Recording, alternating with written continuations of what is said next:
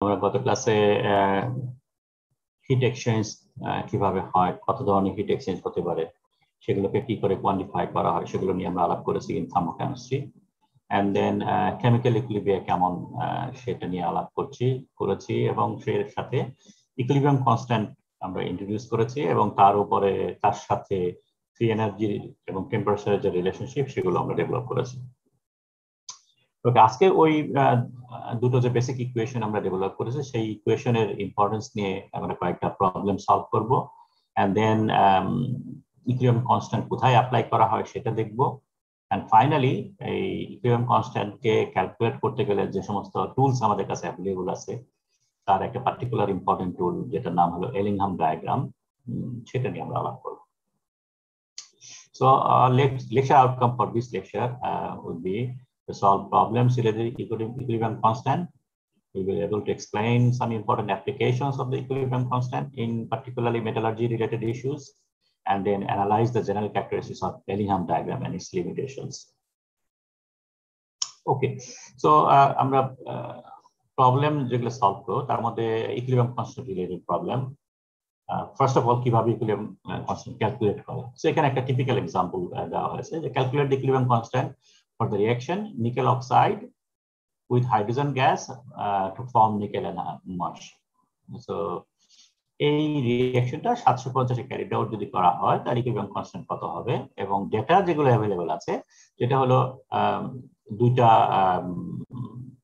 heat of formation issue দেওয়া আছে। So free energy change for the formation of nickel oxide and for the formation of moisture সেই দুটো দেওয়া আছে। moisture বলতে স্টিম বলা বেটার হবে। So gas H2O gas form করার সময় যে এনার্জি ফ্রি এনার্জি চেঞ্জ যেটা হয় সেটা উইথ টেম্পারেচার ইকুয়েশন দেওয়া আছে এবং নিকেল অক্সাইড ফর্মেশনের ইকুয়েশন দেওয়া আছে।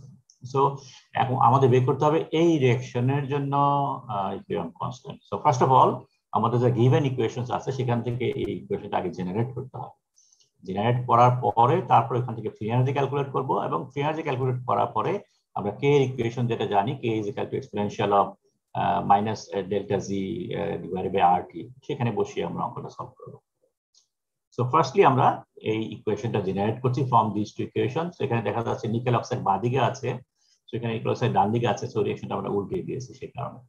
আর যখন রিঅ্যাকশনটা উল্টে যায় ফ্রি এনার্জি চেঞ্জও উল্টে যায়, এটা মনে রাখতে হবে, ভুলে ফেলে চলবে না। তোমরা অনেকে এই ভুলটা করো, রিঅ্যাকশন উল্টিয়ে ফেলো কিন্তু ফ্রি এনার্জি উল্টিয়ে ফেলো না। সেখানে এটা মাইনাস ছিল এটা প্লাস হয়ে গেল, এটা প্লাস ছিল এটা মাইনাস হয়ে গেল।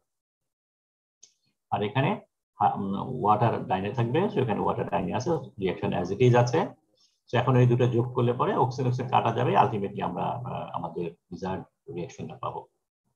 এবং তাহলে এই ফ্রি এনার্জিও আমরা যোগ করলাম, সো আলটিমেটলি ফ্রি এনার্জি চেঞ্জের ইকুয়েশনটা অফ দিস ইকুয়েশন এটা পেলাম।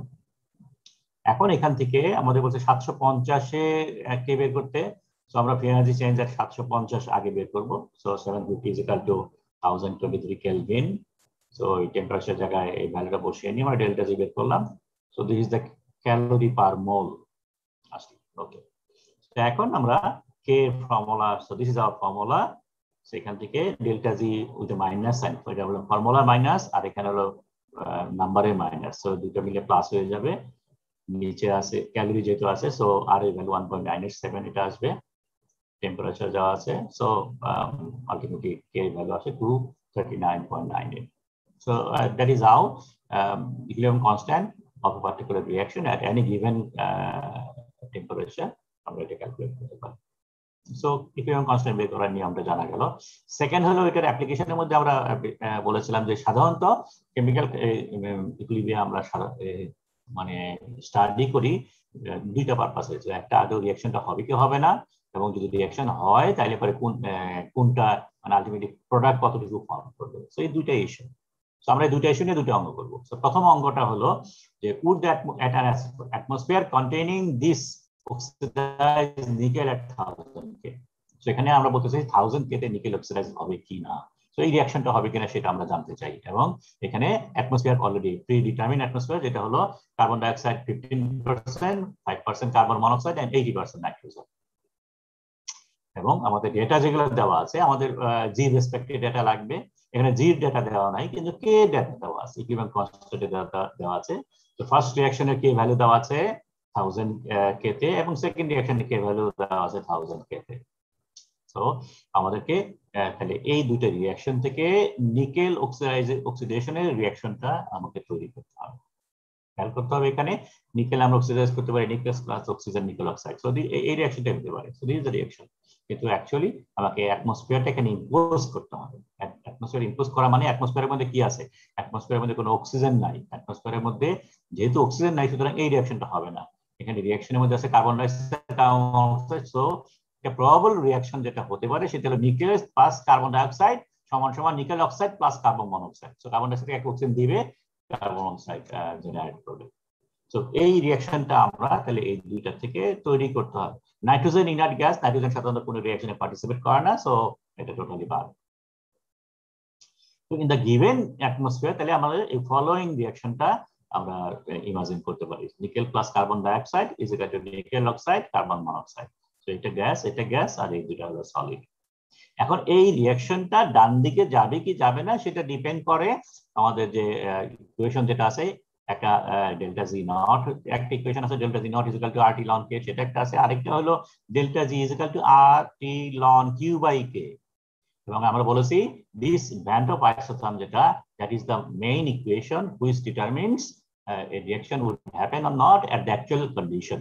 So অ্যাকচুয়াল কন্ডিশনটা ইম্পোজ করার জন্যই আমাদেরকে এই দিস রিঅ্যাকশন আনতে হবে। তো এই রিঅ্যাকশনের মধ্যে তাহলে আমরা দেখেছি যে কিউ বাই কে যদি পজিটিভ হয় তাহলে পরে ডান দিকের পুরো টার্মটা পজিটিভ হবে, ডেল্টা জি পুরাটা পজিটিভ হবে, সো রিঅ্যাকশন উইল নট অকার। তো তাহলে আমরা আলটিমেটলি যেটা দেখতে চাই সেটা হলো কিউ বাই কে এর ভ্যালুটা কত হচ্ছে। সো কিউ বাই কে এর ভ্যালু বের করতে গেলে আমাদের কে ভ্যালুটা আগে বের করতে হবে, তারপরে কিউ বের করতে হবে।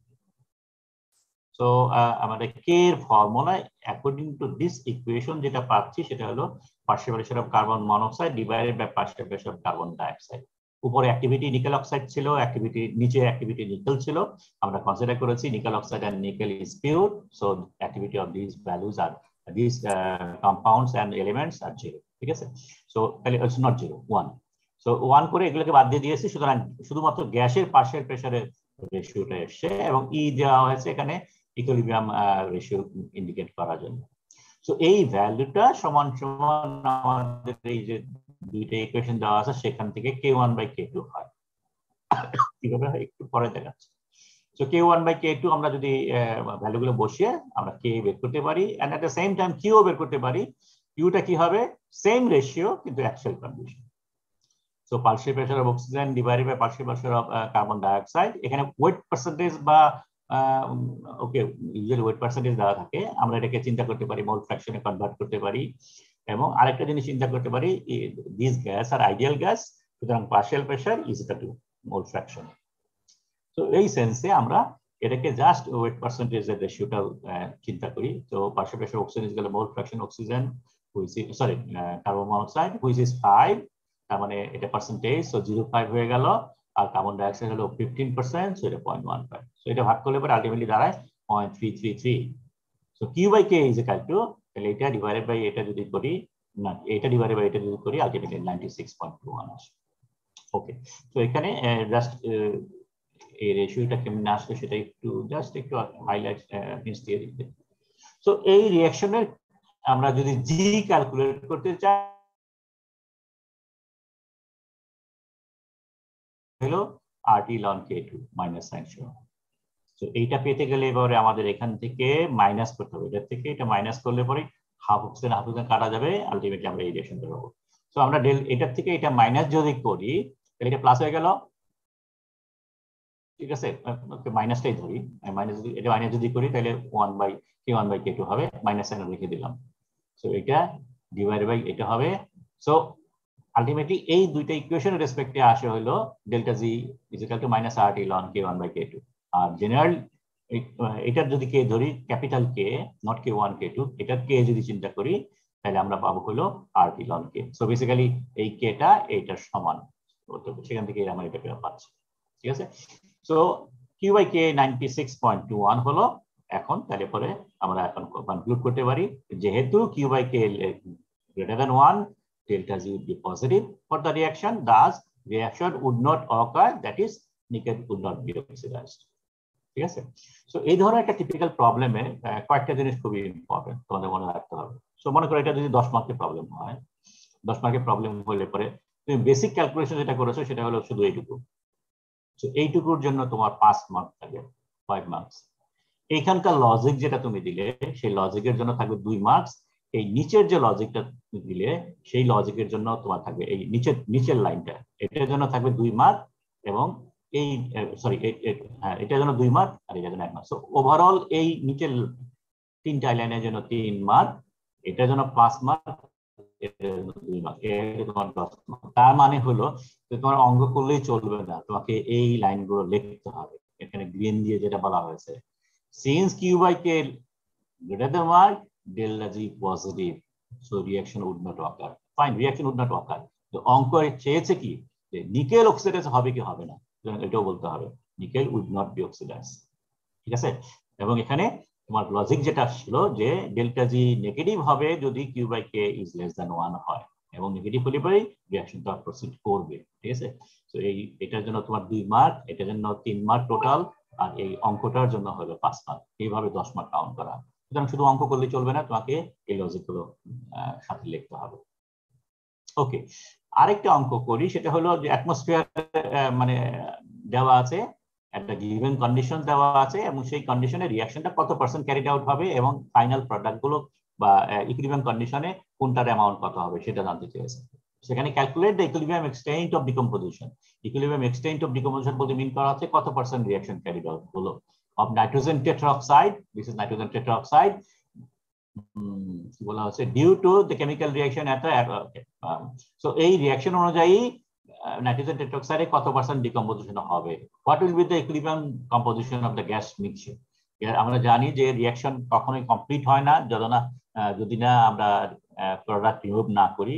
সো রিঅ্যাকশন কমপ্লিট না হলে ইকুইলিব্রিয়াম পয়েন্টে যে এটা থেমে যাবে, so to and fro reaction হবে। সো আলটিমেটলি রিঅ্যাকট্যান্টও কিছু থাকবে, প্রোডাক্টও কিছু থাকবে। সো এই যে গ্যাস মিক্সচার আলটিমেটলি যেহেতু সবই গ্যাস, সো এই গ্যাস মিক্সচারের মধ্যে কোনটা কতটুকু থাকবে সেটা জানতে চাওয়া হয়েছে, এবং রিঅ্যাকশনের ডেল্টা জি নট দেওয়া আছে। ঠিক আছে? সো আমাদের তাহলে কাজ কি হবে, আমাদের কে বের করতে হবে। রিঅ্যাকশন যেটা দেওয়া আছে, রিঅ্যাকশনে কে হলো পার্শিয়াল প্রেশার নাইট্রোজেন ডাইঅক্সাইডের স্কয়ার, আর নিচে আসবে হলো partial pressure nitrogen tetroxide. So this is the K value, এবং এই কে ভ্যালু ফর্মুলা আমরা জানি exponential of minus delta G not by RT, এবং ডেল্টা জি নট দেওয়া আছে। তো এখান থেকে এই ভ্যালুটা আমরা ক্যালকুলেট করতে পারি, এটা করে পেলাম 0.153। সো এই পার্শিয়াল প্রেশারের যে রেশিও যেটা আছে সেটা সমান 0.153। সো আমরা কে থেকে পার্শিয়াল প্রেশার রেশিও ধরলাম। এখন আমাকে আরেকটা লজিক দিতে হবে, পার্শিয়াল প্রেশার যেহেতু এখানে আছে, আমাদের এখানে কোনো পার্শিয়াল প্রেশার নাই, আমরা বের করব হলো ইকুইলিব্রিয়াম কম্পোজিশন। ইকুইলিব্রিয়াম কম্পোজিশন আমরা ওয়েট পার্সেন্টে করতে পারি, মোল ফ্র্যাকশনে করতে পারি। ঠিক আছে? সো আমাকে পার্শিয়াল প্রেশার থেকে এটাকে মোল ফ্র্যাকশনে চেঞ্জ করে নিতে হবে, এবং সেই জন্য আমরা বলেছিলাম যে if the condition is ideal, তার মানে গ্যাসগুলো যদি আইডিয়াল বিহেভ শো করে তাহলে পরে আমরা পার্শিয়াল প্রেশারকে মোল ফ্র্যাকশনে কনভার্ট করতে পারি, P is equal to X. So এইখান থেকে আমরা পিটাকে এক্স এ কনভার্ট করলাম। সো পার্শিয়াল প্রেশার রেশিওটা এখন মোল ফ্র্যাকশন রেশিওতে গেল, এবং which is 2.15। By the way এইটা পসিবল তখনই যখন final pressure is equal to 1 atmosphere. 1 atmosphere না হয় তাহলে পরে এখানে আমরা জানি partial pressure is equal to mole fraction divided in multiply by total pressure.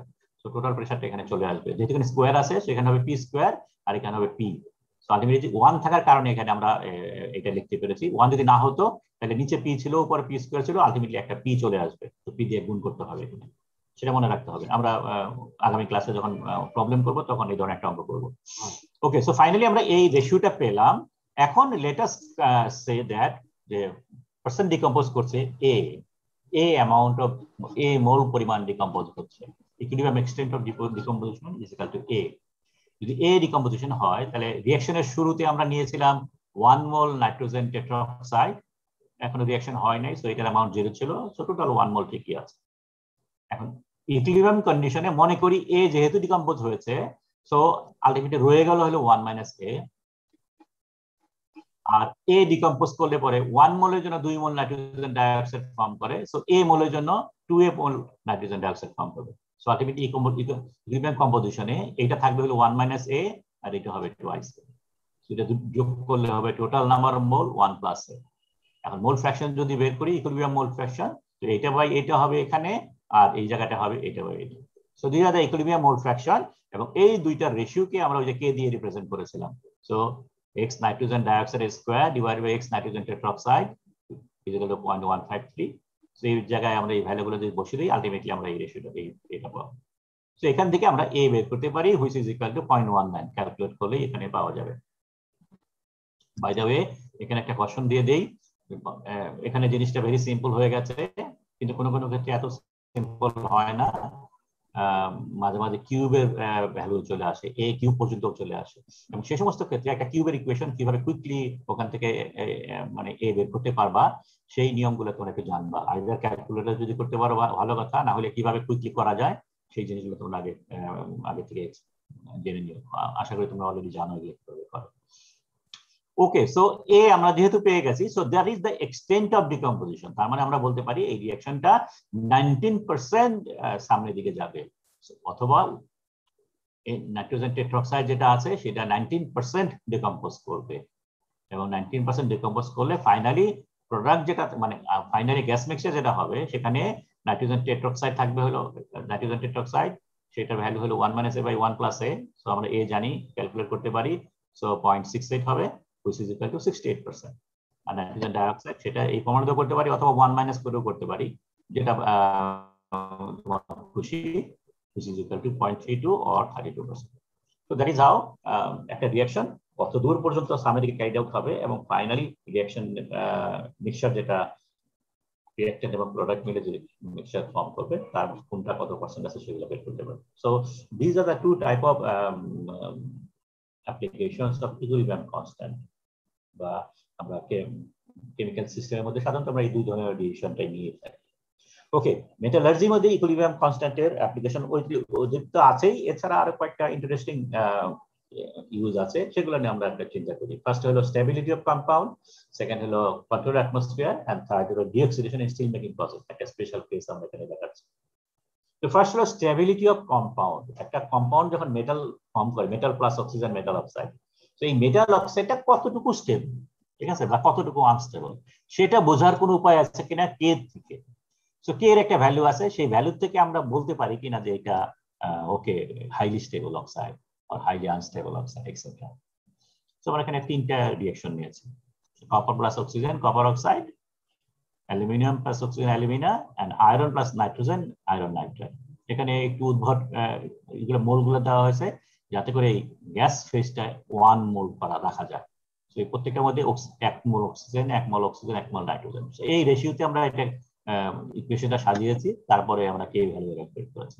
তো এখানে K is equal to activity of copper oxide square, নিচে আছে কপারের অ্যাক্টিভিটি 4 টু দি পাওয়ার, আর পার্শিয়াল প্রেসার অক্সিজেন। অক্সিজেনের পার্শিয়াল প্রেসার এখানে কোনো পাওয়ার রাখা হয় নাই, এখানে 1 রাখার জন্য। তো এইভাবে সবগুলো করার পরে এটার ভ্যালু অ্যাপ্রক্সিমেটলি অ্যাভেলেবল হলো কে ভ্যালু, এটা 10⁻³ 10⁻20 10⁻⁻5।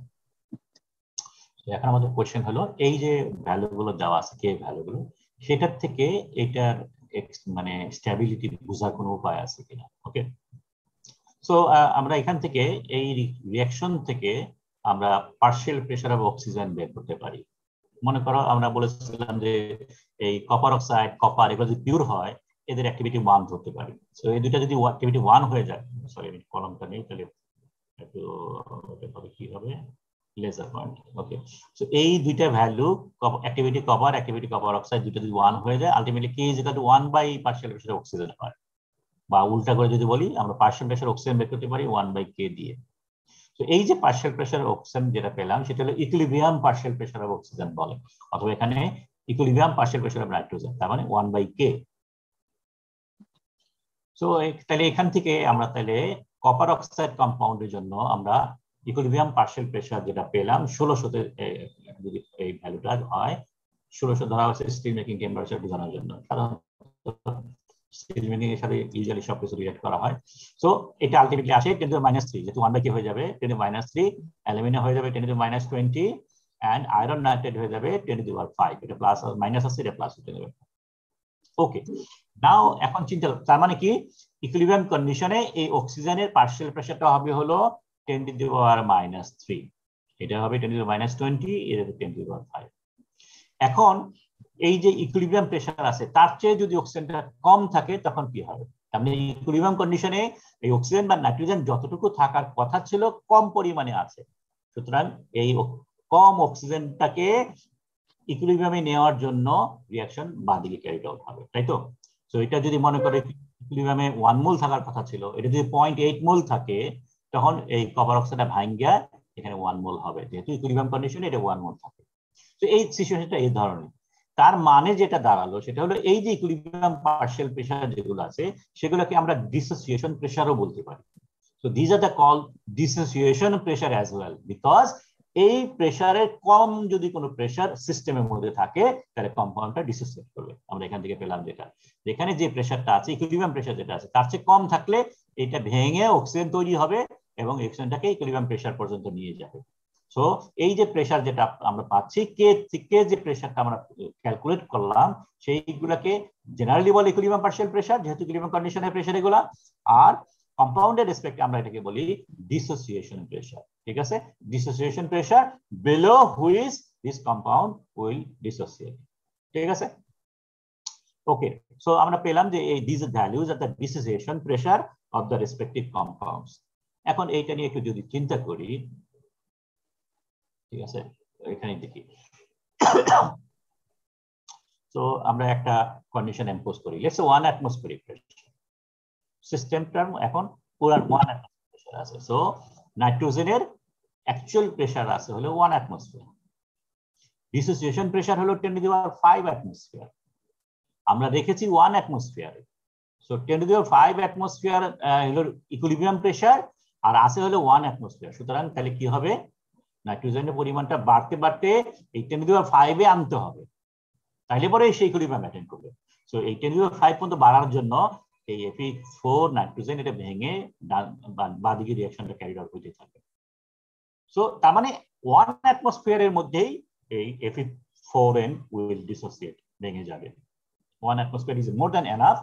ইকুইলিব্রিয়াম প্রেসার যেটা ছিল তার চেয়ে অনেক কম হলো এটা প্রেসার, যার কারণে এই Fe4n ভেঙে যাবে। ঠিক আছে, on the other hand what about alumina? Aluminium equilibrium partial pressure হলো 10 to the power -20 অ্যাটমসফিয়ার। ঠিক আছে, সো এটা এত এই 10 to the power 20 অ্যাটমসফিয়ারটাকে যদি আমি মানে একটু ভিজুয়ালাইজ করতে চাই, এটা আসলে কত, মাইনাস যেহেতু আছে ছোট, কত ছোট, এটা এত ছোট যে আমাদের স্পেসের মধ্যে যে ভ্যাকুয়াম যেটা আছে সেই ভ্যাকুয়ামও এত ছোট না। ঠিক আছে, so this 10 to the power 20 atmosphere is hugely negative একটা ভ্যালু। সো এর চেয়ে ছোট আমাকে এখানে আনতে হবে কন্ডিশনটা যাতে করে এই অ্যালুমিনিয়াম ভেঙে যায়। সো এই 10 to the power 20 এর চেয়ে যদি কম অ্যাটমসফিয়ার প্রেসার, এই প্রেসার যদি এখানে থাকে অক্সিজেনের, তখনই কেবলমাত্র অ্যালুমিনিয়াম উইল ডিসোসিয়েট, বাঁদিকে যাবে। তো যেহেতু আমরা এটা কখনোই অ্যাচিভ করতে পারবো না, দ্যাটস ওয়াই আমরা বলতে পারি যে প্র্যাকটিক্যালি অ্যালুমিনা ইজ আনডিসোসিয়েবল, এটা কখনোই ভাঙে না, it is highly stable oxide. ঠিক আছে, তো তাইলে এটা আমরা বুঝলাম কি করে? আমরা এই জাস্ট এটা দিকে চেহারা দেখে আমরা বলতে পারি এটা কোথেকে আসলো, কে ভ্যালু থেকে। তো এইটা যত ছোট হবে এই ভ্যালুটা partial pressure of oxygen, sorry এটা নাইট্রোজেন হবে, partial pressure of oxygen or nitrogen যত ছোট হবে, বা সোজা ভাষায় যদি বলি ডিসোসিয়েশন প্রেসার যত ছোট হবে অথবা কে ভ্যালু যত বড় হবে, কম্পাউন্ডটা will become more and more stable, তত বেশি স্টেবল হবে এই কে কম্পাউন্ডটা। কে ভ্যালু যত ছোট হবে কম্পাউন্ডটা তত আনস্টেবল হবে। So by observing the K value at a glance আমরা বলে দিতে পারি একটা কম্পাউন্ডটা এটা স্টেবল নাকি unstable at the given condition. ঠিক আছে, সো ওকে, এই সমস্ত কথাগুলি আমরা এখানে বলেছি। So higher equilibrium constant of a reaction the more stable is the compound.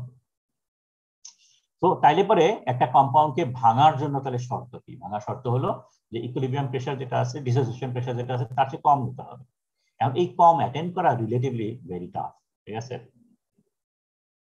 আমরা এই ভ্যাকুয়াম যদি অ্যাপ্লাই করি, ভ্যাকুয়াম অ্যাপ্লাই করার একটা লিমিট আছে। ঠিক আছে, তো এবং ভ্যাকুয়াম যত কম অ্যাপ্লাই করব আমরা, ভ্যাকুয়াম যে সেট আপ যে machineries that becomes more and more complicated and expense তত বেড়ে যাবে। সুতরাং একটা সিস্টেম আমরা নেগেটিভ প্রেসার অ্যাটেন্ড করতে গেলে পরে মানে রিডিউস প্রেসার হেল্প করার জন্য ভ্যাকুয়াম অ্যাপ্লাই করার পাশাপাশি আরেকটা তরিকা আছে, সেটা হলো প্রেসিং ইনার্ট গ্যাস অথবা অন্য কোনো গ্যাস আদার দ্যান অক্সিজেন, যদি আমরা অক্সিডেশনের কথা চিন্তা করি, অন নাইট্রোজেন যদি নাইট্রিফিকেশনের কথা চিন্তা করি, ঠিক আছে। So that is our second problem, control atmosphere বা সেকেন্ড অ্যাপ্লিকেশন যেটা বলি। আমরা জানি যে যখন আমরা মেটালকে হিট করি ওপেন অ্যাটমসফিয়ারে অক্সিজেন থাকে, so it reacts with oxygen to oxidise.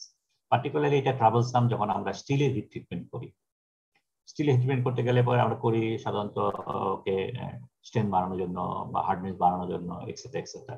So এই ধরনের হিট ট্রিটমেন্ট করতে গেলে পরে যদি অ্যাটমসফিয়ারের মধ্যে অক্সিজেন থাকে, তার মানেই হলো যে সারফেসের আয়রনের সাথে অক্সিজেন রিঅ্যাক্ট করবে and iron will be oxidized, এবং ultimately the resultant যে স্টিলটা হবে, the surface will be highly oxidized, প্রচুর স্কেলিং করবে এবং সেই স্কেলিং যদি ফেলে দিতে গেলে পরে এটা ডাইমেনশন will be changed।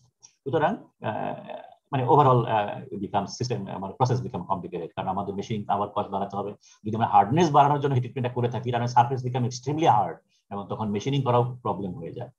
তো এই জন্য আমরা ইউজুয়ালি চাই যাতে হিট ট্রিটমেন্ট করার সময় স্টিল যাতে অক্সিডাইজ না হয়। আর স্টিল অক্সিডাইজ না হলে কি হবে, অ্যাটমসফিয়ারের মধ্যে অক্সিজেন থাকা চলবে না, এবং তার জন্য আমরা ভ্যাকুয়াম অ্যাপ্লাই করতে পারি। এটা তো আমরা জানি নরমাল ভ্যাকুয়াম অ্যাপ্লাই, এবং আমরা একটু আগে বললাম ভ্যাকুয়াম ইজ কস্টলি প্রসেস। সুতরাং আরেকটা উপায় আছে, সেটা হলো অ্যাটমসফিয়ারকেই যদি আমি কন্ট্রোল করতে পারি, অ্যাটমসফিয়ারের মধ্যে যদি আমি অক্সিজেন কমাই দিতে পারি। তো আমরা একটা ইকুয়েশনের অক্সিজেন পার্শিয়াল প্রেসার বা ডিসোসিয়েশন প্রেসার আমরা জানি, এবং এই ডিসোসিয়েশন প্রেসার জানার পরে আমরা এখানে অ্যাটমসফিয়ারটা অ্যাপ্লাই করতে পারি। কমনলি যে অ্যাটমসফিয়ার ইউজ করা হয় সেটা হলো either carbon monoxide, carbon dioxide, এটার মিক্সচার দেওয়া হয়, this is the most common.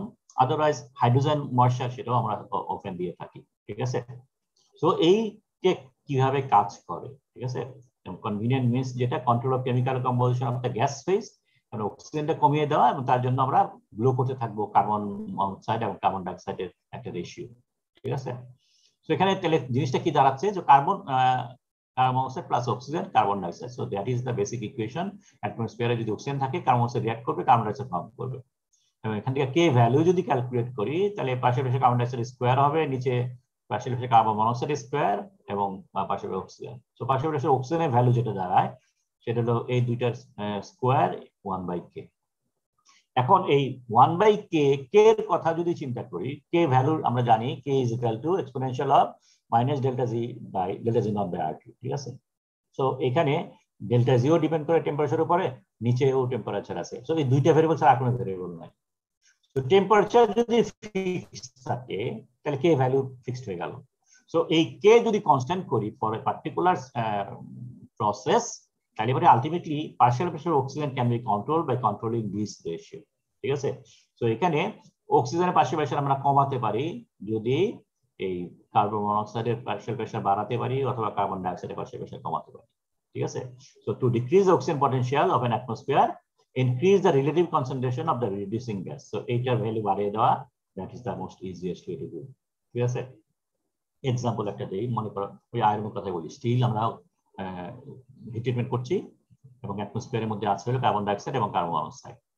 So এটা যদি থাকে রিঅ্যাকশনটা, যদি আয়রনের মধ্যে মরিচা পড়ে, মরিচার রিঅ্যাকশনটা হবে এরকম, কার্বন ডাইঅক্সাইডকে একটা অক্সিজেন নিয়ে সে মরিচা ফর্ম করবে, এবং এটার জন্য কে ভ্যালু আসতেছে অ্যাপ্রক্সিমেটলি কার্বন ডাইঅক্সাইড রেশিও, যেহেতু বাকি সবই হলো সলিড ফেজ। সো এগুলোকে আমরা ইগনোর করতে পারি কনসিডারিং অ্যাক্টিভিটিজ এর মধ্যে 1। সো আয়রন অক্সাইড এবং আয়রন চলে গেল, থাকলো পাশাপাশি carbon oxide carbon dioxide ratio, এবং এই দুটো হিসাব করে আমরা কেটা, এই দুটো কথা আমাদের বাদ দেই, কে ভ্যালুটা আমরা জানি যেহেতু এক্সপোনেনশিয়াল বা RT ln k minus RT ln k, ওখান থেকে at a particular temperature আমরা এই ভ্যালুগুলো ইকুইলিব্রিয়াম কনস্ট্যান্ট ক্যালকুলেট করতে পারি। জি ভ্যালু থেকে, জি নট থেকে আমরা এই ইকুয়েশনে জি নট ভ্যালু দেওয়া আছে, বা আমরা বের করতে পারি ইজিলি ফ্রম দা, আমরা ইকুইলিব্রিয়াম কনস্ট্যান্ট ক্যালকুলেট করতে পারি। সেখানে কয়েকটা एग्जांपल দেওয়া আছে যে 500 তে ইকুইলিব্রিয়াম কনস্ট্যান্ট ভ্যালু আছে 0.83, 700 তে 1.4 and 1000 2.5, এবং এইটাকে আমরা অ্যাপ্রক্সিমেটলি ক্যালকুলেট করতে পারি by ratio of partial for this reaction partial carbon oxide carbon dioxide. এখন মনে করো আমরা একটা গ্যাস মিক্সচার দিচ্ছি, আমরা সিলিন্ডার থেকে gas, carbon monoxide cylinder, carbon dioxide cylinder, nitrogen cylinder, এই 3টা সিলিন্ডার আলাদা আলাদা করে সেগুলোকে 3টা গ্যাস মিক্সচার আমরা ভালভ দিয়ে কন্ট্রোল করে 30% কার্বন মনোক্সাইড, 20% কার্বন ডাইঅক্সাইড এবং 50% নাইট্রোজেন, এই রেশিওতে আমরা ফার্নেসের ভিতরে ব্লো করছি। ঠিক আছে, তো যখন আমরা এই রেশিওতে ব্লো করতেছি তখন কিউ ভ্যালু, কিউ মানে আমরা বলছি অ্যাকচুয়াল কন্ডিশনে, so Q value of this reaction would be partial carbon dioxide, partial carbon dioxide actual, সেখান থেকে আমরা ইজিলি ক্যালকুলেট করতে পারি, তাই তো। সো কিউ ভ্যালু আসতেছে, কার্বন মনোক্সাইড আসতেছে হলো 0.3 আর এটা হলো 0.2, সো আলটিমেটলি 1.5 আসতেছে কিউ। সো কিউ যদি 0.15 হয় তাহলে প্রত্যেকটা টেম্পারেচারে আমরা কিউ বাই কে ক্যালকুলেট করতে পারি। ফর এক্সাম্পল 500 তে কিউ বাই কে হবে হলো 1.5 বাই 0.83, অথবা 700 তে যদি হয় 1.5 বাই 1.43। সো এই দুইটা কন্ডিশনেই আমরা কিউ বাই কে দেখতেছি positive. Q by K positive মানে delta G positive, delta G positive মানে রিঅ্যাকশন সামনের দিকে যাবে না, তাই তো, reaction would not occur. So এই রিঅ্যাকশনটা in this given gas mixture 700 degree পর্যন্ত যদি আমি হিট ট্রিটমেন্ট করি তাহলে রিঅ্যাকশনে পরিচয় করবে না। কিন্তু যদি আমি 1000 ডিগ্রিতে এই রিঅ্যাকশনটা ক্যারিড আউট করি তাহলে 1000 ডিগ্রিতে কে ভ্যালু আসে 2.5, কিউ তো ফিক্স থাকবে, কিউ আসে হলো এই গ্যাস মিক্সচার থেকে, সো এটা আসে 1.5, সো রেশিও আসে 1.5 by 2.5 which is less than 1। যেহেতু লেস দ্যান 1 হয় তাহলে ডেল্টা জি নেগেটিভ হবে, ডেল্টা জি নেগেটিভ হওয়া মানে রিঅ্যাকশন ক্যারিড আউট হবে, তখন মরিচা পড়বে। So that is how we can control the atmosphere to control a particular reaction. আমরা রিঅ্যাকশনটা কোন দিকে নিতে চাই সেটা আমরা অ্যাপ্লাইড অ্যাটমসফিয়ার দিয়ে এটাকে কন্ট্রোল করতে পারি। সো বেসিক্যালি আমরা কিউ কন্ট্রোল করছি এবং কিউ বাই কে রেশিওটা কন্ট্রোল করছি। সো এখানে আমরা কার্বন ডাইঅক্সাইড, কার্বন মনোক্সাইড করলাম, আমরা ময়েশ্চার দিয়েও করতে পারি। সেখানে হবে H2O plus Fe is equal to FeO plus hydrogen, সেখানে hydrogen H2O ratio exactly same thing. ঠিক আছে, একইভাবে একই প্রিন্সিপালে আমরা রিঅ্যাকশনটা নিতে পারি। লাস্ট ওয়ান যেটা আছে সেটা হলো ডিঅক্সিডেশন ইন স্টিল মেকিং প্রসেস। তোমরা জানো স্টিল মেকিং প্রসেস একটা রিফাইনিং প্রসেস। রিফাইনিং প্রসেস মানে এখানে যত এলিমেন্ট গুলো আছে, পিগ আয়রনের মধ্যে যে এলিমেন্ট আছে, র মেটেরিয়াল যেহেতু পিগ আয়রন থাকে স্টিল মেকিং এর সময়, সো পিগ আয়রনের মধ্যে কার্বন থাকে 4%, ম্যাঙ্গানিজ সিলিকন একটু হাই লেভেলে থাকে, সালফার ফসফরাস হাই লেভেলে থাকে। তো এখান থেকে এগুলোকে সবই অক্সিডাইজ করে আমরা সরিয়ে ফেলি বাদ থেকে। তো আমরা যেটা ফর্ম করি সেটা হলো steel which is purer form, তার মানে কার্বনও কম থাকে, সিলিকনও কম থাকে, এক্সেট্রা এক্সেট্রা।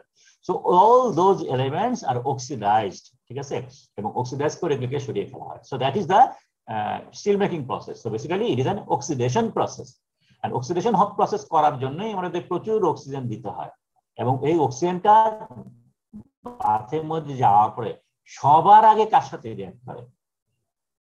আমরা বাথের মধ্যে যদি বলি 4% নাইট্রোজেন, মানে পিগ আয়রনের মধ্যে যদি 4% কার্বন থাকে, সিলিকন যদি লেটস সে 0.4% সিলিকন থাকে, ম্যাঙ্গানিজ যদি 1% থাকে, okay, overall let's say around 5% 6% impurity আছে, বাকি 94% হলো আয়রন।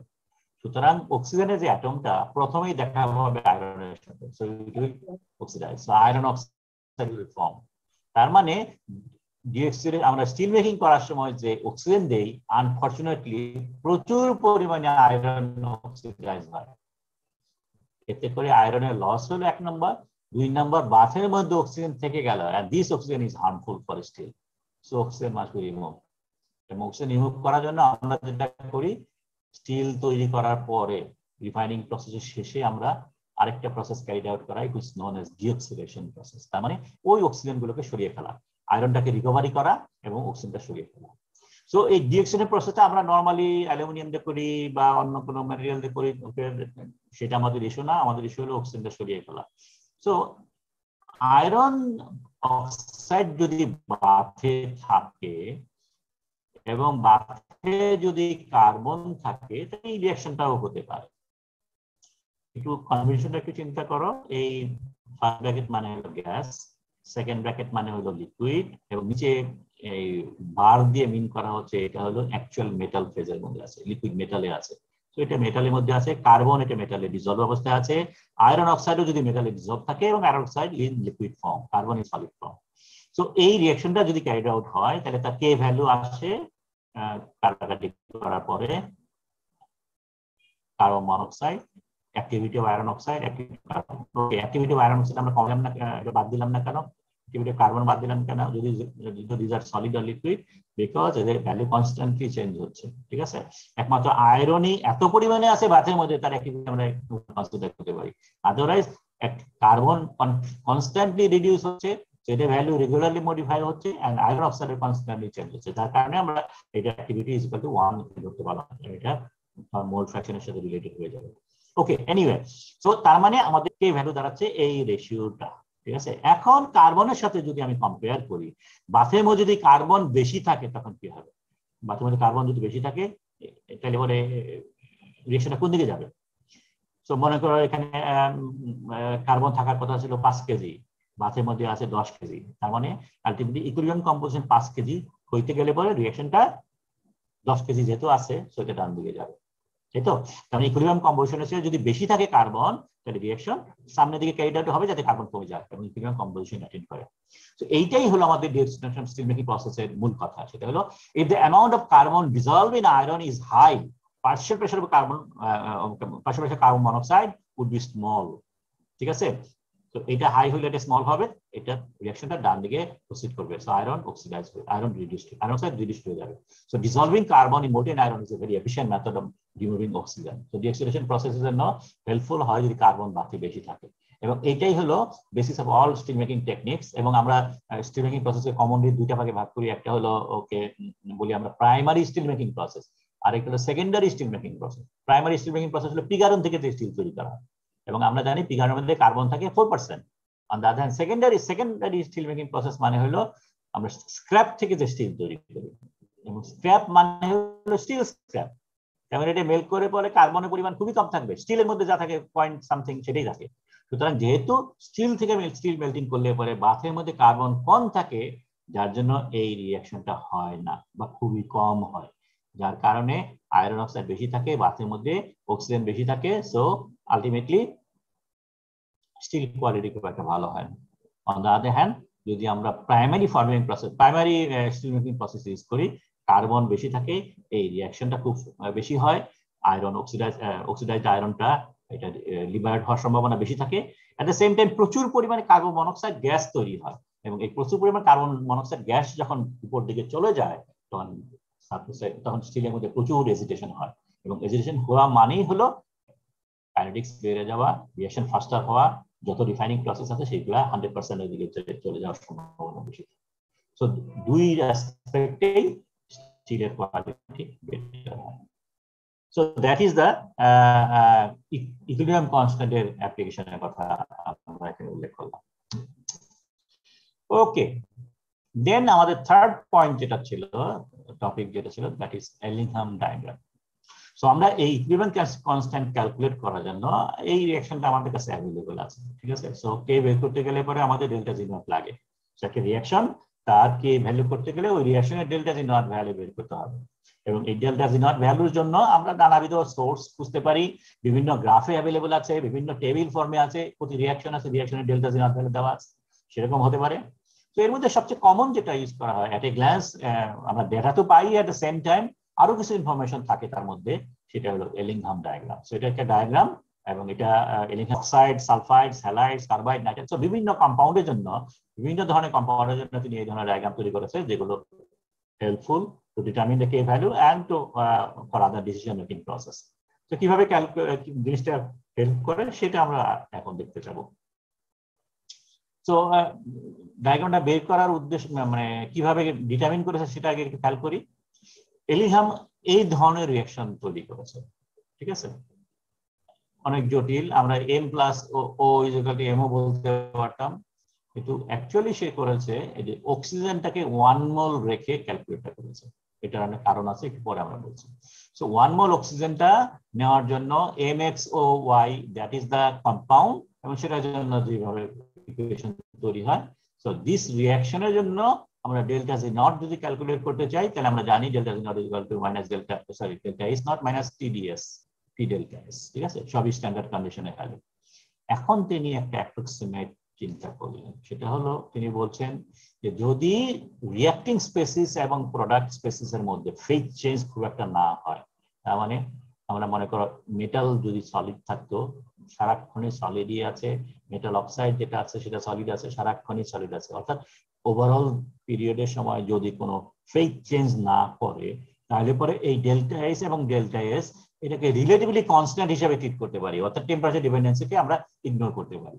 এবং যদি ইগনোর করি তাহলে ডেল্টা এইচ যেটা আছে তার মানে স্ট্যান্ডার্ড হিট অফ ফরমেশন বা স্ট্যান্ডার্ড হিট অফ রিঅ্যাকশন যাই বলি না কেন সেটাকে আমরা at 298 টেম্পারেচারে কনসিডার করতে পারি। সো যে কোনো টেম্পারেচারে যদি ডেল্টা জি নট বের করতে চাই তাহলে আমরা ultimately delta H not at 298, so এটা একটা কনস্ট্যান্ট হয়ে গেল। সো টি টেম্পারেচার একই ভ্যালু হবে, and at the same time minus t delta s not সেটাও 298। সো ডেল্টা এস নটটাকে কনস্ট্যান্ট ধরলাম, ডেল্টা এস নটটাকে কনস্ট্যান্ট ধরলাম। সো আমরা এই ধরনের ইকুয়েশনে এই ইকুয়েশন থেকে এই ধরনের ইকুয়েশনটা নিতে পারি considering delta s and delta s not is constant। তো যদি আমরা এটা লিখতে পারি তাহলে পরে আলটিমেটলি এটা একটা ইকুয়েশন দাঁড়ায় y is equal to mx plus c টাইপের, ঠিক আছে। তো এটা যদি y হয় এই ডেল্টা s নটটা হবে m, x টা হবে t আর এটা হবে c। সো আমরা g ভার্সেস t একটা ডায়াগ্রাম করছি, g ডেল্টা g নট হলো y, t হলো x, m টা হবে তাহলে এখানে প্লাস যদি ধরি তাহলে m হবে হলো এই মাইনাস ডেল্টা s নট যেটা b ধরতেছি। সো স্লোপ হবে হলো মাইনাস ডেল্টা s নট আর ইন্টারসেপ্ট যেটা আছে সেটা হলো ডেল্টা s, ঠিক আছে। সো এই হলো তার অ্যাজাম্পশনস, সেটা ধরে তিনি এই ইকুয়েশন গুলোকে ডেভেলপ করেছে। এন্ড ফর অক্সাইডের কথা যদি বলি আমরা এখানে অক্সাইডটা নিয়ে আলাপ করব, সেই অক্সাইডের জন্য তিনি এই ধরনের লাইন ডেভেলপ করেছিলেন। সো এটা হলো delta G not, delta G not is equal to RT লন, এখানে অক্সিজেন যেটা আছে লন পার্শিয়াল প্রেসার অক্সিজেন এটা আসতেছে, আর এইখানে ভ্যালু হলো কে। সুবিধার্থে এটাকে টেম্পারেচারটাকে ডিগ্রি সেন্টিগ্রেডে প্লট করা হয়েছে, বাট আমরা এটাকে কেলভিনেও প্লট করতে পারতাম, যেহেতু ডিগ্রি সিতে কনভার্ট করা হয়েছে। সুতরাং এই ইকুয়েশনের তাহলে অরিজিন কোথায় হবে, অরিজিন যেখানে ডেল্টা জি 0 আর এক্স টি 0, যেহেতু ইকুয়েশনে টি হলো কেলভিনে আছে, সো এখানে কেলভিন 0 হবে আর এটা 0 হবে। সো এটা যত নিচে যাব তত মাইনাস হচ্ছে। So this is the G value. So Y axis এর এটা জি ভ্যালু, কিন্তু এক্স অ্যাক্সিস এর এটা 0 হলো সেন্ট্রিগেটে, কেলভিনে গেলে -273 হবে, সো এদিকে আরো চলে যাবে। সো এইটা হলো বেসিক্যালি আমাদের axis. So this is O, so this is the origin, ঠিক আছে। আর গ্রাফটা এখানে 0 থেকে এখানে 0 থেকে আছে, যেহেতু এটা সেন্টিগ্রেডে আছে। ওকে, ডাজন্ট ম্যাটার। তাহলে আমরা অ্যাকচুয়াল অরিজিনটা আমরা দেখতে পেলাম কোথায় আছে, আর গ্রাফটা দেখতে কেমন হয় সেটা আমরা পেলাম। এখানে কিছু অন্যান্য কিছু স্কেল আছে, আপাতত নামটা বলি। সো ওই উপরে এটা হলো সেন্টিগ্রেডের scale Y axis, sorry X axis. এখানে আলাদা একটা অ্যাক্সিস আছে সেটা হলো পার্শিয়াল প্রেসার অফ অক্সিজেন, এখানে পুরোটা পর্যন্ত পার্শিয়াল প্রেসার অফ অক্সিজেন দেওয়া আছে। আর নিচের লাইনটা হলো carbon monoxide carbon dioxide ratio এটা, আর এটা হলো হাইড্রোজেন ময়েশ্চারের রেশিও। সো এটা কিভাবে কাজ করে আমরা পরে বলি। সো বেসিক্যালি আমাদের দিস ইজ দ্য ইকুয়েশন, এবং এইটা হলো আমাদের ফাইনাল লাইন যেখানে স্লোপ হলো minus delta S not. Features যদি দেখি তাহলে 1 নম্বর হলো যে আমরা এই লাইনগুলো দেখে বলতে পারি রিলেটিভ স্টেবিলিটি অফ অক্সাইডস। একটা অক্সাইডস মানে ফাইনাল প্রোডাক্ট যেটা মনে করি এটা কপার অক্সাইড বা আয়রন অক্সাইড বা ম্যাঙ্গানিজ অক্সাইড, এই রিঅ্যাকশনের জন্য ফ্রি এনার্জি চেঞ্জ যত বেশি নেগেটিভ হবে রিঅ্যাকশন তত বেশি স্টেবল হবে, আমরা জানি free energy is negative, so reaction তত স্পন্টেনিয়াসলি ক্যারি আউট করবে। যেহেতু প্রোডাক্টের মধ্যে আছে প্রোডাক্ট তত বেশি স্টেবল হবে। সো এই যে গ্রাফ এখানে যতগুলো কম্পাউন্ডের ডায়াগ্রাম আছে তার মধ্যে নিচের দিকে যেগুলো আছে সেগুলো ফ্রি এনার্জি চেঞ্জ সবচেয়ে বেশি নেগেটিভ, তো তার মানে নিচের দিকে গুলো more stable. So easily reducible oxide যেগুলো উপরে আছে, আর হাইলি স্টেবল অক্সাইড যেগুলো বলে রিফ্র্যাক্টরি অক্সাইড সেগুলো নিচে আছে। ক্যালসিয়াম অক্সাইড আছে, ম্যাগনেসিয়াম অক্সাইড আছে, অ্যালুমিনা আছে, আরো নিচে আছে সেটা হলো জিরকনিয়াম অক্সাইড আছে, etcetera. So this are called highly stable oxide or refractory oxide. আর মাঝখানে যেগুলো আছে রিলেটিভ স্টেবল অক্সাইড, ঠিক আছে। এবং এগুলো অলসো ডিনোট করে relative affinity for metal for oxygen. যত নিচে যাবে অক্সিজেন অ্যাফিনিটি তত বাড়বে, তার মানে কম্পাউন্ডটা তত বেশি ফর্ম করবে। ওকে, তারপরে আছে আরেকটা ইস্যু যেটা, সেটা it is possible to reduce an oxide by another metal. আমরা নরমালি একটা অক্সাইডকে রিডিউস করি বাই আরেকটা মেটাল দিয়ে, ঠিক আছে। কোন মেটাল দিয়ে রিডিউস করা যাবে, ঠিক আছে। তো মনে করো ক্রোমিয়াম অক্সাইড আছে, এটাকে আমি রিডিউস করতে চাইলে পরে আমরা এই ম্যাঙ্গানিজ অক্সাইড নিলে বেটার হবে নাকি কপার অক্সাইড নিলে বেটার হবে? ঠিক আছে, সো এখানে বলা হচ্ছে যে লাইনস বিলো দ্যাট লাইন সেটা কেবলমাত্র পসিবল। তার মানে আমি যদি ক্রোমিয়াম অক্সাইডকে রিডিউস করতে চাই তাহলে ক্রোমিয়াম অক্সাইড লাইনের নিচের কোনো লাইন দিয়ে এটাকে রিডিউস করতে পারা যাবে। কারণ নিচের লাইনের যে অক্সাইড গুলো আছে সেগুলো হলো মোর স্টেবল, এটা চেয়ে এটা স্টেবল। তার মানে আমি ক্রোমিয়াম অক্সাইড প্লাস অ্যালুমিনিয়াম যদি দেই তাহলে অ্যালুমিনিয়াম মোর স্টেবল, সো ক্রোমিয়াম অক্সাইড ভেঙে যাবে, অক্সিজেনটা অ্যালুমিনিয়াম নিয়ে নেবে, অ্যালুমিনিয়াম ফর্ম করবে। সো একটা অক্সাইডের লাইনের নিচে যে এলিমেন্টের লাইন আছে সেই এলিমেন্ট দিয়ে ওই অক্সাইডকে রিডিউস করা যাবে। আমরা একটা এক্সাম্পল নেই, লেটস সে সেখানে বলা আছে ক্রোমিয়াম অক্সাইডকে আমরা রিডিউস করার চেষ্টা করছি অ্যালুমিনিয়াম দিয়ে 1200 ডিগ্রিতে। সো আমাদের এখানে ক্রোমিয়াম অক্সাইড বাদিকে থাকবে, সো ক্রোমিয়াম অক্সাইড লাইন হলো এটা, ঠিক আছে। সো এটা লাইনে 1200 ডিগ্রি যদি হয়, সো এটা হলো 1200। সো এই পয়েন্টটা আলটিমেটলি 400 450, লেটস সে এখানে ধরা হয়েছে 485, এটা হলো মাইনাস 485 হলো chromium plus oxygen chromium oxide. যেহেতু উল্টে দিয়েছি রিঅ্যাকশন, সেটা প্লাস হয়ে গেছে। তো এই রিঅ্যাকশনের জন্য প্লাস 485 আমরা অ্যালুমিনিয়াম লাইন দিয়ে করতে যাচ্ছি, সো অ্যালুমিনিয়াম এটা ধরি এটা actually minus 800। So aluminium plus oxygen aluminium 800, মানে এই দুটো যদি যোগ করি তাহলে অক্সিজেন কাটা যাবে, আলটিমেটলি আমাদের this will be the reaction. So chromium অক্সাইডকে অ্যালুমিনিয়াম দিয়ে রিডিউস করছি to form chromium and aluminium, এবং এটার এনার্জি চেঞ্জ যেটা হবে, যেহেতু এটা প্লাস আছে সেটা যদি প্লাস করি মাইনাস 350, যেহেতু ডেল্টা জি নট মাইনাস, সুতরাং আমরা বলতে পারি রিঅ্যাকশনটা ফিজিবল। সুতরাং এই কন্ডিশন যেটা ইম্পোজ করা হয়েছে 1200 ডিগ্রি সেন্টিগ্রেড অনলি, এই টেম্পারেচারে ক্রোমিয়ামকে অ্যালুমিনিয়াম দিয়ে রিডিউস করা যাবে। ওকে, আরেকটা ধরি, লেটস ক্রোমিয়ামকে আমরা রিডিউস করতে চাচ্ছি নিকেল দিয়ে। সো নিকেলের লাইন কোথায় আছে? So this is the nickel line. So আমরা ক্রোমিয়ামের জন্য 885 বের করলাম, 485 বের করেছি প্লাস, নিকেলের জন্য 1200 যদি ধরি, সো দিস ইজ 1200, নিকেলের জন্য এই লাইন, সো এটা পাওয়া যাচ্ছে -200। সো এখানে আমরা নিকেল অক্সাইডের জন্য -200 যদি বসাই, যোগ করি, তাহলে পরে আমরা পাচ্ছি +285। তার মানে আমরা বলতে পারি যে নিকেল দিয়ে ক্রোমিয়াম অক্সাইডকে রিডিউস করা যাবে না। সো সামারাইজ যদি করি তাহলে আমরা এই কেলিংহাম ডায়াগ্রাম থেকে আমরা এট এ গ্ল্যান্স বলতে পারি, by seeing the position of a particular line, একটা অক্সাইডকে অন্য একটা এলিমেন্ট দিয়ে রিডিউস করা যাবে কি যাবে না। ওই এলিমেন্টাল লাইন যদি অক্সাইড লাইনের চেয়ে নিচে থাকে, it is possible to reduce it, আর যদি উপরে থাকে it is not possible. Okay, so this is another point. Then আমরা এখানে নেচারটা যদি দেখি, প্রত্যেকটা লাইনের নেচার যদি চিন্তা করি, অ্যাপারেন্টলি মনে হচ্ছে সবগুলো লাইন মোটামুটি প্যারালাল, কয়েকটা লাইন বাদে। আবার কিছু লাইন এখানে বেঁকে গেছে, ঠিক আছে, এটা অনেক বেঁকে গেছে।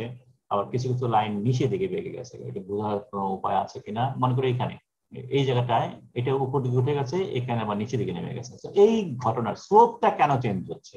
Let us discuss the slope. So slope যেটা ছিল minus delta S, delta S কাকে বলে?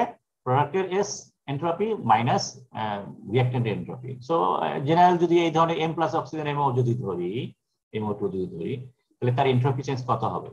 প্রোডাক্টের এন্ট্রপি যেটা সলিড মাইনাস সলিড M এর এন্ট্রপি মাইনাস অক্সিজেনের এন্ট্রপি। এবং আমরা জানি যে গ্যাসের এন্ট্রপি হলো সবচেয়ে বেশি, সলিড এন্ট্রপি সবচেয়ে কম। সো জাস্ট ফর কম্প্যারিজন, আমরা এই এটাও সলিড এটাও সলিড, সো এই দুটো সলিড এন্ট্রপি মনে করো যদি 10 হয়, সলিড এর এন্ট্রপি লেটস সে 10, তাহলে এই দুইটাই অ্যারাউন্ড 10 এর কাছাকাছি। এই সলিড কাটা যাবে, এবং গ্যাস যেহেতু অক্সিজেন তার হলো মনে করো 100, ঠিক আছে। সো এটা হবে -100, সো রেজাল্ট দাঁড়াচ্ছে -100। So entropy change for this reaction is -100।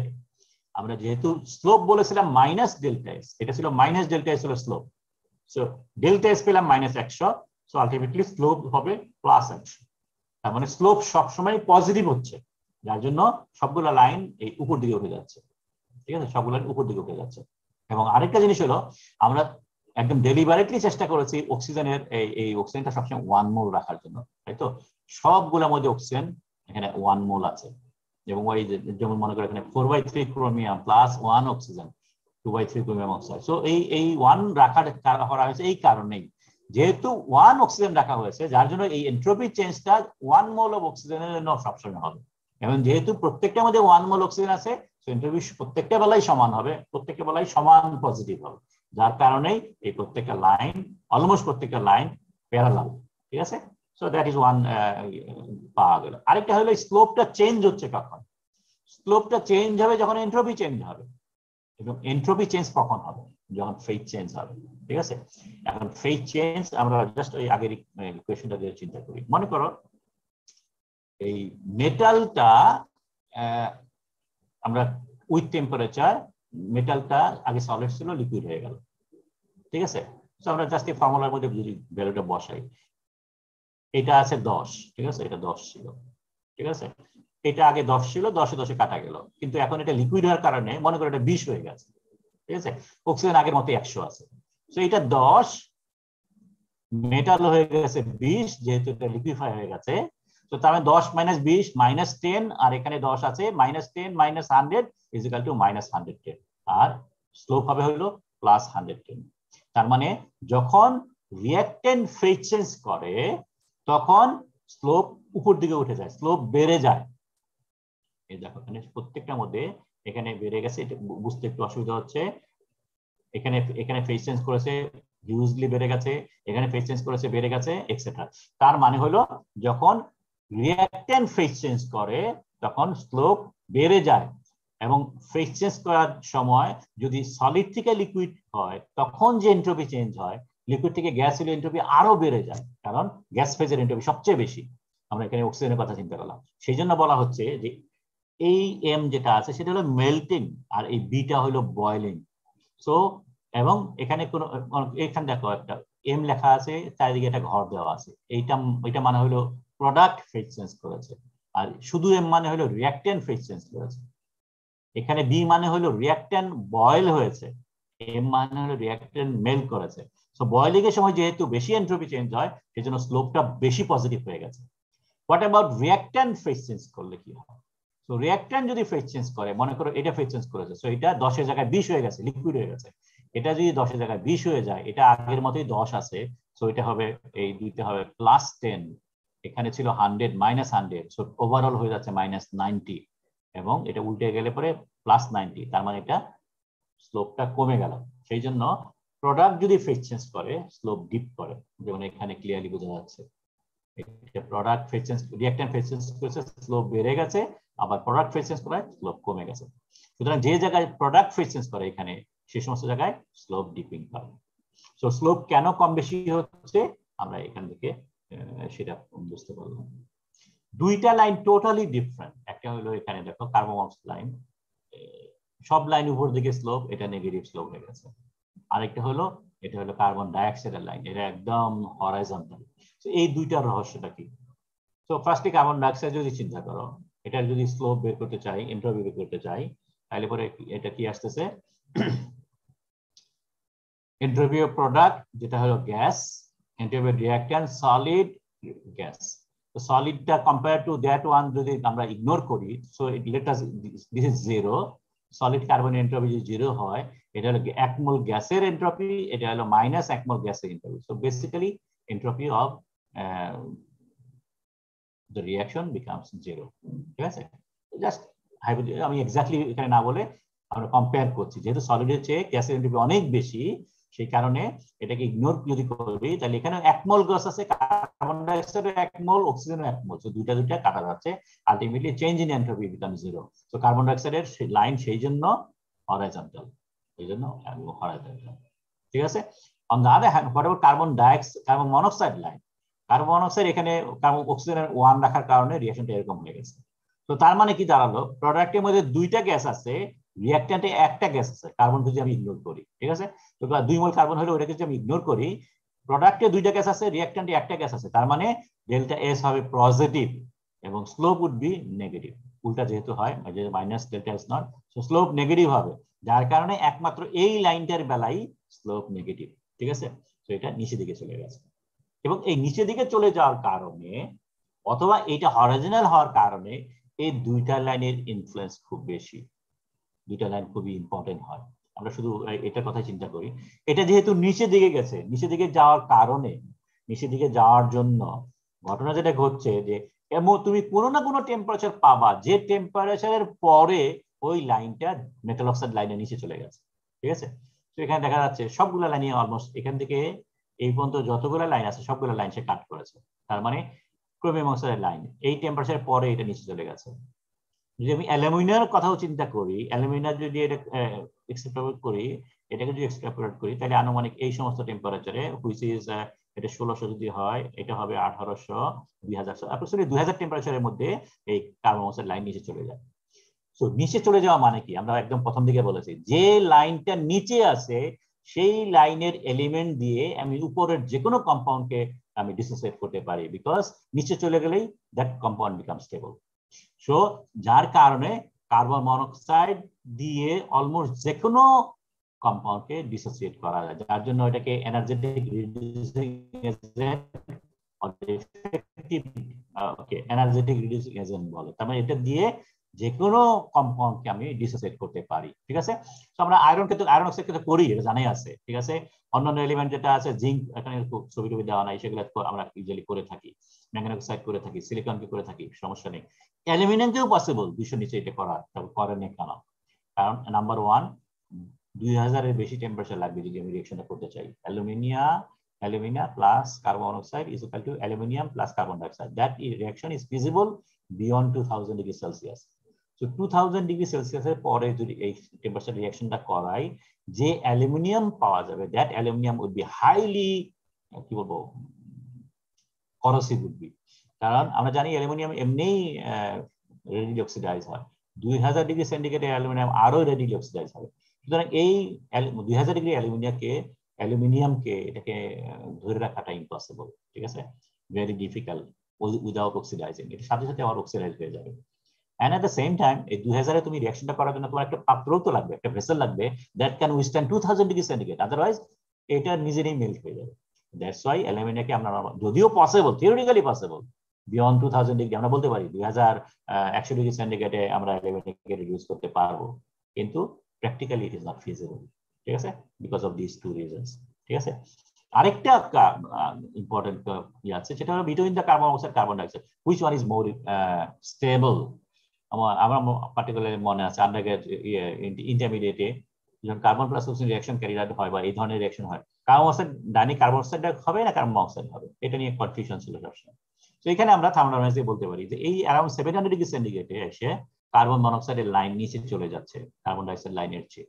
তার মানে হলো 700 পরে carbon monoxide become more stable. So যে ধরনের রিঅ্যাকশনটা 700 পরে ক্যারিড আউট হচ্ছে, 700 ডিগ্রি সেন্টিগ্রেডের হাই টেম্পারেচার ক্যারিড আউট হচ্ছে, product will be always carbon monoxide, not carbon dioxide. Okay, additional স্কেলের কথা যদি বলি তাহলে পরে এখানে আমরা যেটা পাচ্ছি, আমরা কয়েকটা অ্যাডিশনাল স্কেল দিয়েছি। এক নম্বর হলো পাশের অক্সিজেন খুব ইজিলি মেজার করতে পারি, আর একটা হলো এই আমরা যদি কন্ট্রোল অ্যাটমসফিয়ার করতে চাই তাহলে কন্ট্রোল অ্যাটমসফিয়ার রেশিওটা কার্বন মনোক্সাইড কত পার্সেন্ট হবে, কার্বন ডাইঅক্সাইড কত পার্সেন্ট হবে, সেগুলো ক্যালকুলেট করতে পারি। সো এইটা করার জন্য কিভাবে প্রসিড করতে হয়, আমরা delta G is equal to RT ln K আছে। সো এটা যেহেতু G versus temperature diagram, so আমরা এই টেম্পারেচার ডাইনে নিয়ে নেই, তাইলে পরে ব্র্যাকেটে থাকে R ln K. So Y is equal to MX plus C, এই ধরনের ফর্মুলা যদি বসাই, ওয়াই এটা হলো এম, এটা হলো X, C is equal to 0 এখানে, তার মানে এই লাইনটা অরিজিন দিয়ে যায় এবং স্লোপটা হবে হলো আর লন কে। সুতরাং যে কোনো লাইনের যে কোনো টেম্পারেচারে যদি আমি এই অরিজিন থেকে একটা লাইন ড্র করি, তাহলে সেই লাইন দিয়ে আমরা ইকুইলিব্রিয়াম কনস্ট্যান্ট বের করতে পারবো স্লোপ থেকে, এবং ইকুইলিব্রিয়াম কনস্ট্যান্ট যদি বের করতে পারি সেখান থেকে আমরা ইকুইলিব্রিয়াম পার্শিয়াল প্রেসার অফ অক্সিজেনও বের করতে পারবো। তো সেভাবেই ইকুইলিব্রিয়াম পার্শিয়াল অক্সিজেন বের করে এখানে তার জন্য একটা অ্যাক্সেস দিয়ে দেওয়া হয়েছে, যাতে তুমি সরাসরি পার্শিয়াল প্রেসার অক্সিজেন বের করতে পারো। এবং একইভাবে তুমি এই কন্ট্রোল অ্যাটমসফিয়ার যদি করতে চাও সেটাও তুমি করতে পারবা। এটা আরেকটু ডিটেইল যদি বলি, লেটস সে এই ধরনের, আমরা জাস্ট ওই গ্রাফটাকে একটু বড় করে দিলাম। তো মনে করি এই ধরনের একটা রিঅ্যাকশন আছে এবং এই রিঅ্যাকশনের জন্য আমরা এই 1000 ডিগ্রি সেন্টিগ্রেডে আমরা এটা কে বের করতে চাই, কন্ট্রোল অ্যাটমসফিয়ার বের করতে চাই, এক্সেট্রা এক্সেট্রা। সো এই ধরনের যদি করতে চাই তাহলে আমরা দিস ইজ দ্য পয়েন্ট। ঠিক আছে, এই দিস ইজ দ্য লাইন এবং এইটা হলো পয়েন্ট অ্যাট দি টেম্পারেচার। তো আমরা যেটা করব ওই অরিজিন থেকে একটা লাইন প্লট করব।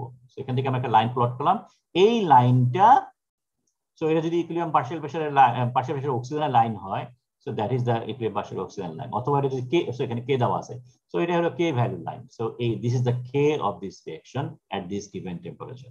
অন্য কোনো টেম্পারেচার যদি করতে চাই তাহলে জাস্ট এটাকে টেম্পারেচার নিয়ে নেব, মনে করো 1600 যদি এই পয়েন্ট হয়, তাহলে আমরা এইটাকে এক্সট্রাপোলেট করে সো 10^12 হবে কে ভ্যালু।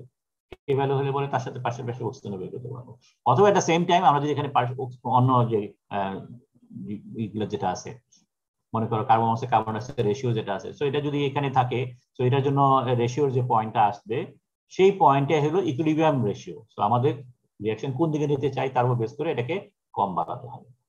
তো দ্যাট ইজ হাউ আমরা এই এক্সট্রা স্কেল গুলো নরমালি দিয়ে থাকি, এবং এটা অ্যাডিশনাল বেনিফিট দেয় আমাদের বিসাইডস ক্যালকুলেটিং কে ভ্যালু। লিমিটেশন আছে কিছু। এক নম্বর লিমিটেশন হলো যে এই আমরা এখানে ডায়াগ্রামটা আছে delta G naught versus temperature. Delta G not মানে হলো স্ট্যান্ডার্ড কন্ডিশনে একটা রিঅ্যাকশন এনার্জি, এবং আমরা রিঅ্যাকশন ক্যারিড আউট করাই অ্যাকচুয়াল কন্ডিশনে।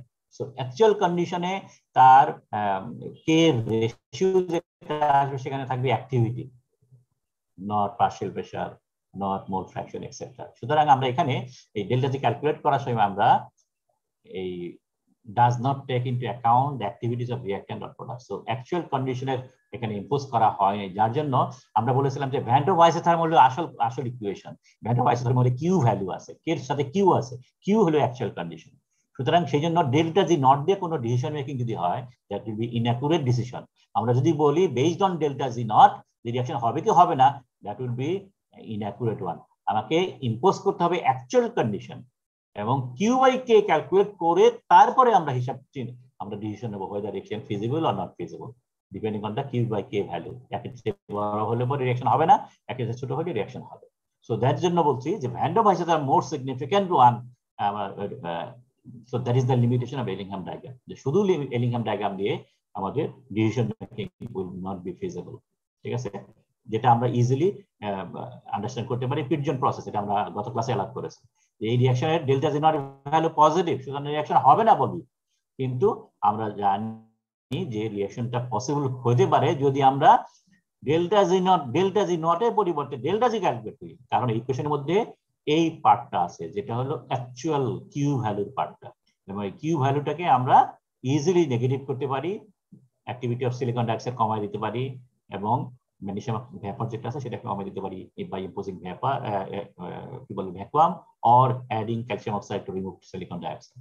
সো এটা করে আমরা এই টোটাল ভ্যালুটা নেগেটিভ করে, যদিও ডেল্টা জি পজিটিভ আছে কিন্তু আমরা ডেল্টা জি নট পজিটিভ আছে, আমরা ডেল্টা জি ভ্যালু নেগেটিভ করে রিঅ্যাকশনটাকে ফিজিবল করতে পারি।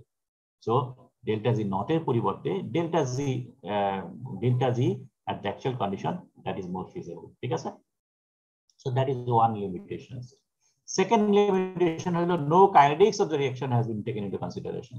শুধুমাত্র রিঅ্যাকশন ফিজিবল আমরা যা বলছি থিওরিটিক্যালি, ফর এক্সাম্পল লেড অক্সাইডের লাইন সেটা হলো একদম উপরে আছে, এখানে যে ডায়াগ্রামটা এলিগাম ডায়াগ্রাম আছে তোমাদের যে ডায়াগ্রামটা দেখানো হচ্ছে সেখানে লেডের লাইনটা নাই, এটা একদম উপরে, তার মানে এটা ফ্রি এনার্জি চেঞ্জ একদম জিরোর কাছাকাছি, বাস অল্প কিছু প্লাস নেগেটিভ ভ্যালু, এবং এটা মিন করে যে রিঅ্যাকশনটা ক্যারিড আউট হবে 100 ডিগ্রি সেন্টিগ্রেডে, তার মানে 100 ডিগ্রি টেম্পারেচার রেস্ট করলে পরেই লেড অক্সাইড এই রিঅ্যাকশনটা ফিজিবল হবে। সো এটা based on delta G not আমরা এটা হিসাব করছি, কিন্তু অ্যাকচুয়ালি জীবনেও এটা হবে না। ঠিক আছে, তুমি 100 ডিগ্রি সেন্টিগ্রেডে লেড অক্সাইড প্লাস কার্বন যদি একসাথে রেখে নিয়ে এটাকে 100 ডিগ্রি পর্যন্ত হিট করো, কখনোই রিঅ্যাকশন হবে না, because kinetics will be so slow. ঠিক আছে, আমরা নরমালি যেটা কি করি, এই রিঅ্যাকশনটা ক্যারিড আউট করাই, ক্যারিড আউট করার জন্য আমরা প্রথমে কি করি, কার্বন প্লাস অক্সিজেন এটা রিঅ্যাকশনটা করাই, যেহেতু এই রিঅ্যাকশনটা highly exothermic, so tremendous heat generate করে, এবং এই হিট জেনারেট করার কারণে টেম্পারেচার বেড়ে যায়, টেম্পারেচার বেড়ে যখন অ্যারাউন্ড 1200 ডিগ্রি সেন্টিগ্রেড হয় তখন লেড অক্সাইড ভাঙা শুরু হয়। সো তার মানে আলটিমেটলি আমরা এখানে যে ডিসিশন যেগুলো নিচ্ছি, all those decision are theoretical decisions, reaction হবে কি হবে না based on delta G naught বা based on Ellingham diagram would be a theoretical one, possible কি পসিবল না, ইট ইজ পসিবল, কখন possible that will be not decided. So kinetics এখানে consider করা হয়নি। So that is second limitations of this diagram. Third limitations হলো আমরা যে বলেছি যে নিচে লাইন দিয়ে উপর লাইনকে রিডিউস করা যায়, কিন্তু এই দুইটা লাইন যদি কাছাকাছি হয় the energy value calculate করা difficult হয়। So line distance should be relatively higher যাতে করে দুইটার মধ্যে ডিফারেন্সটা ক্যালকুলেট করা। সো অ্যাপার্ট মানে দুইটা লাইনের অ্যাপার্টনেস অথবা দুইটা লাইনের ডিফারেন্স বাড়াতে হবে যাতে করে আমরা একটা ডেফিনিট কনক্লুশন দিতে পারি যে রিঅ্যাকশনটা আদৌ পসিবল কি পসিবল না। তো এই হলো আমাদের আজকের ক্লাস। আমরা যদি এটা শেষ করি, সো আজকে আমরা যেটা পড়লাম সেটা হলো যে আমরা ডেল্টা জি নটের যে রিলেশন আছে এবং ভাইন্ড অফ আছে তার অনুযায়ী ডেল্টা জির যে রিলেশন আছে, এই দুইটা রিলেশন নিয়ে আমরা কিছু অঙ্ক করলাম। এবং অঙ্কের মধ্যে কমন যে অঙ্কগুলো থাকে সেটা হলো একটা রিলেশন হবে কি হবে না। নাম্বার ওয়ান, এটা কে ভ্যালু ক্যালকুলেট করা, এটা একটা অবভিয়াস একটা পার্ট আছেই। তারপরেও once you determine the K value, তারপরে আমাদের ডিসিশন মেকিং যেটা হবে সেটা হলো যে একটা রিঅ্যাকশন হবে কি হবে না সেটা, অথবা যদি রিঅ্যাকশন হয় কতটুকু রিঅ্যাকশন হবে, এন্ড ফাইনালি যে প্রোডাক্ট ফর্ম করবে কতটুকু প্রোডাক্ট ফর্ম করবে। So extent of the decomposition কত এবং ফাইনাল প্রোডাক্ট বা ফাইনাল কম্পোজিশন কত হবে of the mixture. So that is the typical reactions, typical problems আমরা এক্সাম্পল দিয়ে দেখলাম। এরপরে আমরা যেটা দেখেছি সেটা হলো যে আমাদের এই মেটালজিক্যাল এরিয়ার মধ্যে ইকুইলিব্রিয়াম কনস্ট্যান্টের কয়েকটা টিপিক্যাল এক্সাম্পল আমরা দেখেছি। আমরা দেখলাম যে কি ছিল, একটা হলো একটা কম্পাউন্ড কতটা স্টেবল সেটা বোঝা যায় যদি কে ভ্যালু দিয়ে, কে ভ্যালু যত বড় হবে এটা ইন্ডিকেট করে রিঅ্যাকশনটা তত বেশি স্টেবল, সরি কম্পাউন্ডটা তত বেশি স্টেবল। আরেকটা আমরা এক্সাম্পল দেখলাম সেটা হলো যে আমরা নর্মালি যে রিঅ্যাকশন গুলো কন্ডাক্ট করি, ক্যারি আউট করি, এবং আমরা চাই রিঅ্যাকশনটা একটা পার্টিকুলার ডিরেকশনে যায়। এই পার্টিকুলার ডিরেকশনে যাওয়ার জন্য আমরা যদি অক্সিডেশন হয় বা যাই হোক না কেন, আমরা সামটাইমস অক্সিডেশন না হওয়ার জন্য ভ্যাকুয়াম অ্যাপ্লাই করি। ভ্যাকুয়াম যেহেতু এক্সপেন্সিভ, সুতরাং আর কোনো ওয়ে আছে কিনা যাতে করে আমরা এই কন্ট্রোল অ্যাটমসফিয়ারটা কন্ট্রোল করতে পারি। So one way of controlling atmosphere by introducing some other inert gases. So reducing gas, oxidizing gas এটা মিক্সচার করে আমরা এটা দিয়ে আমরা কন্ট্রোল করতে পারি। সো কন্ট্রোল অ্যাটমসফিয়ার একটা পয়েন্ট ছিল। এন্ড লাস্ট ওয়ান একটা পয়েন্ট ছিল সেটা হলো যে স্টিল মেকিং প্রসেসে আমরা একটা লাস্ট স্টেপ একটা ক্যারি আউট করি which is known as deoxidation process, যেখানে আমরা স্টিল থেকে অক্সিজেনটাকে সরিয়ে ফেলাই। এবং এখানে আমরা দেখলাম বাতির মধ্যে যদি কার্বন থাকে, যত বেশি কার্বন থাকবে এই ডিঅক্সিডেশন প্রসেসটা তত বেশি ক্যারিড আউট হয়। এবং যার জন্য আমরা বলেছি যে প্রাইমারি স্টিল মেকিং প্রসেস যেগুলো আছে যেখানে কার্বন বাকি বেশি থাকে, যেহেতু পিগারন থেকে স্টিল তৈরি করা হচ্ছে, পিগারনে কার্বন বেশি থাকে around 4%। On the other hand স্টিলের আমরা যদি স্ক্র্যাপ থেকে স্টিল তৈরি করি, যেখানে স্ক্র্যাপ হলো স্টিল স্ক্র্যাপ, যেখানে কার্বন থাকে পয়েন্ট লেভেলে, সুতরাং সেখান থেকে রিফাইনিং কম হয়। সেখানে সুতরাং কার্বন যেহেতু বাকির মধ্যে কম থাকে, সুতরাং এই ডিঅক্সিডেশন প্রসেসটা কম হয়। সো এই হলো কে কতগুলো টিপিক্যাল অ্যাপ্লিকেশন ইন মেটালার্জি আমরা দেখেছি। এন্ড লাস্ট ওয়ান যেটা হয়েছে যে এই তাহলে কে ক্যালকুলেট করতে গেলে ফর ডিসিশন মেকিং আমরা কে ভ্যালু ক্যালকুলেট করতে হবে, তার জন্য আমাদের যেটা লাগবে সেটা হলো ডেল্টা জি নট। এবং এই ডেল্টা জি নটের জন্য আমাদের অনেকগুলো সোর্স আছে, বিভিন্ন ডেটা শিট আছে, অ্যাভেলেবল আছে, এবং ইন্টারেস্টিংলি অনেকগুলো গ্রাফ আছে। সো গ্রাফ থেকে ডেটা রিড নেওয়া বা গ্রাফ থেকে ডিসিশন মেকিং সবসময়ই easier than from the table. ঠিক আছে। So one of the most common graph হলো এলিংহাম ডায়াগ্রাম। সো এলিংহাম একজন সায়েন্টিস্ট যিনি oxidation, oxide formation, carbide formation, sulphide formation etcetera বিভিন্ন ধরনের কম্পাউন্ড ফর্ম করার জন্য তিনি ডায়াগ্রামগুলো তৈরি করেছেন। সো ডায়াগ্রামগুলো basically G naught versus temperature diagram. So এটা কিছু ক্যারেক্টারিস্টিক্স আমরা দেখলাম এবং এটা কিছু লিমিটেশনস আমরা দেখলাম। এই ছিল আমাদের আজকের ক্লাস। কোনো কোয়েশ্চেনস যদি থাকে ইউ ক্যান টেল।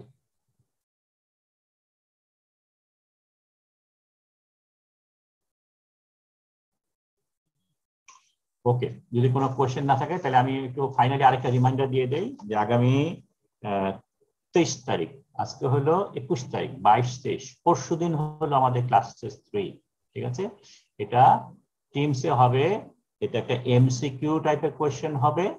সুতরাং এটার জন্য কোয়েশ্চেন 2 মিনিট আগে কোয়েশ্চেন ওপেন করা হবে এবং যত সময় থাকে যদি 15 মিনিট দেওয়া হয় তাহলে 15 মিনিটের সাথে আরো 2 মিনিট যোগ করে 17 মিনিট থাকবে লাস্ট ডেট। ঠিক আছে, 17 মিনিটের পরে তোমার এটা বন্ধ হয়ে যাবে।